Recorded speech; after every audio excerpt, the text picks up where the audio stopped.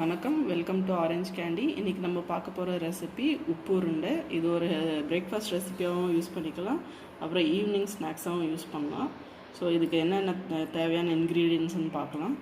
இதுக்கு நான் 250 கிராம்ஸ் பச்சை அரிசி எடுத்திருக்கேன். இது பச்சை அரிசி எடுத்து ஒரு 2 to 4 hours ஊற வைக்கணும். நல்லா கழுவி ஊற வச்ச பச்சை அரிசி இது. அப்புறமா அதுக்கு தாளிக்கிறதுக்கு கடலைப்பருப்பு கொஞ்சம், பச்சை மிளகாய் பொடிசாக 2 பச்சை மிளகாய் நறுக்கி வச்சுருக்கேன். உங்களுக்கு காரம் அதிகமாக வேணுன்னா அதிகமாக போட்டுக்கலாம், கம்மியாக வேணால் கம்மியாக பண்ணிக்கலாம். கருவேப்பிலை கொஞ்சம் பொடியாக நறுக்கி வச்சுருக்கேன். 1/4 மூடி தேங்காய் பொடியாக நறுக்கி வச்சுருக்கேன். தாளிக்கிறதுக்கு கடுகு, கொஞ்சம் பெருங்காயத்தூள், அப்புறமா எண்ணெய், அப்புறம் அரைக்கிறதுக்கு தண்ணி, அப்புறம் அரிசிக்கு நம்மளுக்கு தேவையான மாவுக்கு தேவையான உப்பு நம்ம ஆட் பண்ணி அரைச்சிக்கலாம். ஸோ இப்போ நம்ம எப்படி செய்கிறதுன்னு பார்க்கலாம். இப்போ நம்ம அந்த உப்பு கொஞ்சம் தண்ணி ஆட் பண்ணி இந்த அரிசியை நல்லா மாவாக அரைச்சிக்கலாம்.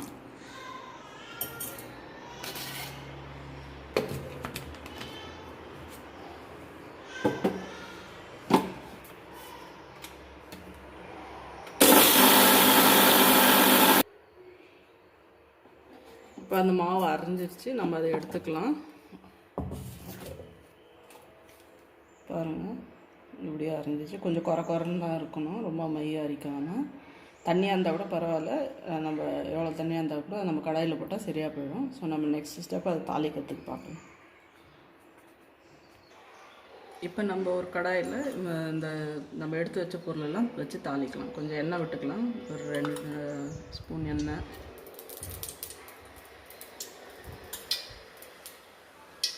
எண்ணெய் சூடாக இருந்தாலும் கடுகு போட்டுக்கலாம்.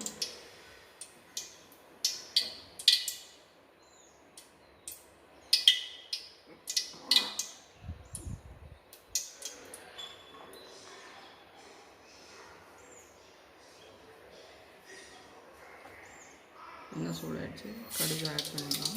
கடுகு பொரிஞ்சோன்னா நம்ம அதில் கடலைப்பருப்பு, பச்சை மிளகாய், கருவேப்பிலெல்லாம் ஆட் பண்ணிக்கலாம்.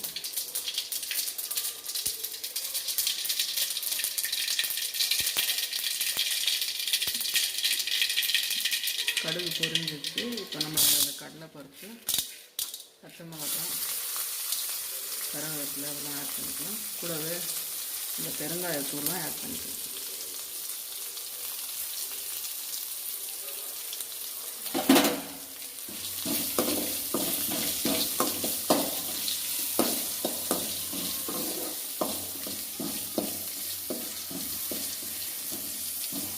பருப்பு நல்லா செவந்தோன்னே நம்ம அதில் தேங்காவை ஆட் பண்ணிக்கலாம்.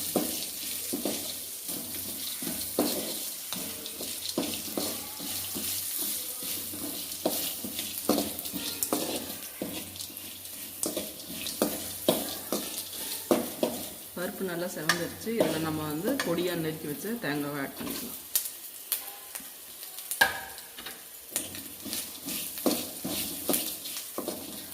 ஒரு 2 நிமிஷம் சும்மா வதக்கிட்டு அதில் நம்ம அரைச்சி வச்ச மாவை ஆட் பண்ணிக்கலாம். 1 நிமிஷம் நல்லா வதங்கிடுச்சு. இதில் நம்ம அரைச்சி வச்ச மாவை ஆட் பண்ணிடலாம். இது அந்த அரைச்சி வச்ச மாவு இதில் போர் பண்ணுறதுக்கு முன்னாடி நீங்கள் கொஞ்சம் வாயில் டேஸ்ட் பண்ணி பாருங்கள், உப்பு கரெக்டாக இருக்கா இல்லையான்னு. நான் இதுக்கப்புறம் உப்பு ஆட் பண்ண முடியாது. உப்பு ஆட் பண்ணிட்டு நம்ம இதில் போர் பண்ணிக்கலாம். இப்போ சிம்மில் வச்சுக்கோங்க போர் பண்ணும்போது.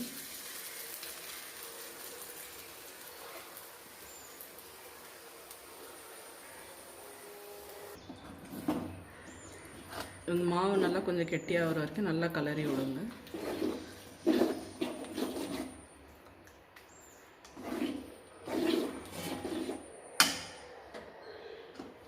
அடி பிடிக்காமல் பார்த்துக்குங்க.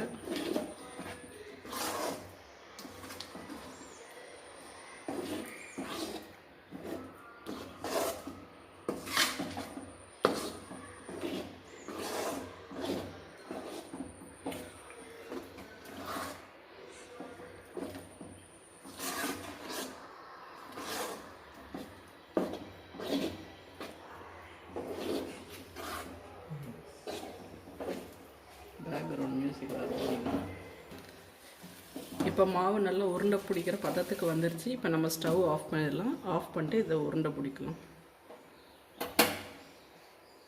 இப்போ மாவை நம்ம ஒரு தட்டில் ட்ரான்ஸ்ஃபர் பண்ணிவிட்டு அது கொஞ்சம் நல்லா பிசைஞ்சிட்டு இது உருண்டை பிடிச்சி வச்சுக்கலாம்.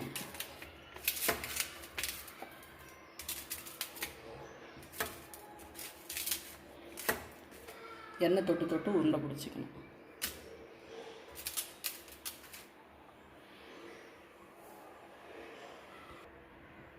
கையில் கொஞ்சம் எண்ணெய் தடவி நம்ம உருண்டை பிடிச்சிக்கலாம். அப்போ தான் மாவு கையில் ஒட்டாமல் உருண்டை வரும். சின்ன சின்ன உருண்டையாக பிடிச்சிக்கலாம்.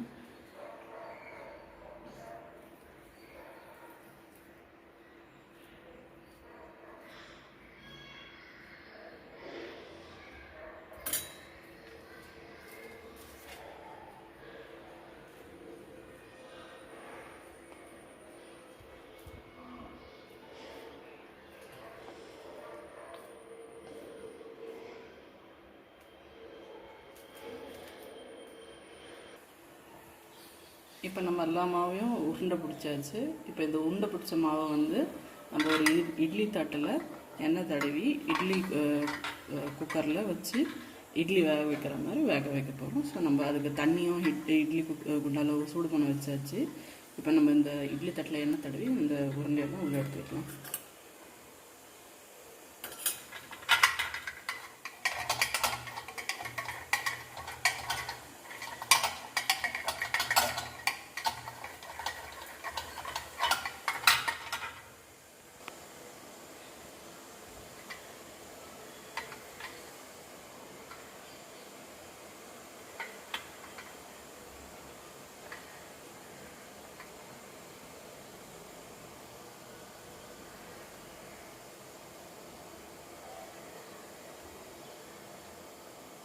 இப்போ நம்ம அது இட்லி குண்டால ஒரு 10 நிமிஷம் ஸ்டீம் பண்ண வச்சிடலாம்.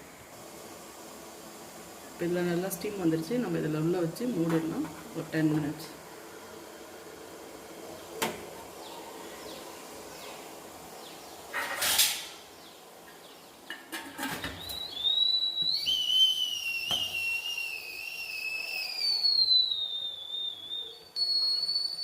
இப்போ அது டைம் ஆகிடுச்சு, வெந்திருக்கும். நம்ம இப்போ ஸ்டவ் ஆஃப் பண்ணி ஓப்பன் பண்ணி எடுத்துடலாம்.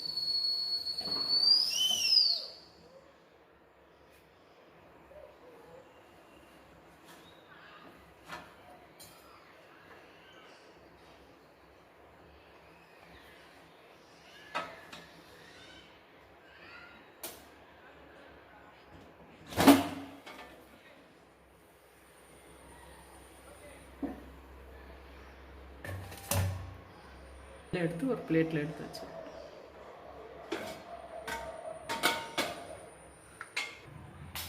இப்போ நம்ம உப்பு உருண்டை ரெடி ஆகிடுச்சு.